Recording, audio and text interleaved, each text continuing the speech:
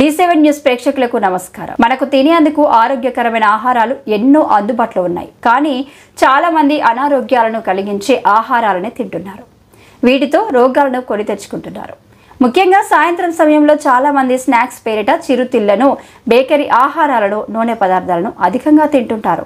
ఇలా ఎప్పుడో ఒకసారి తింటే పర్లేదు, కానీ కొందరికి మాత్రం రోజు సాయంత్రం సమయంలో ఆయా ఆహారాలు ఉండాల్సిందే. ఇవన్నీ బరువును అధికంగా పెంచుతాయి, కొవ్వు పెరిగేలా చేస్తాయి.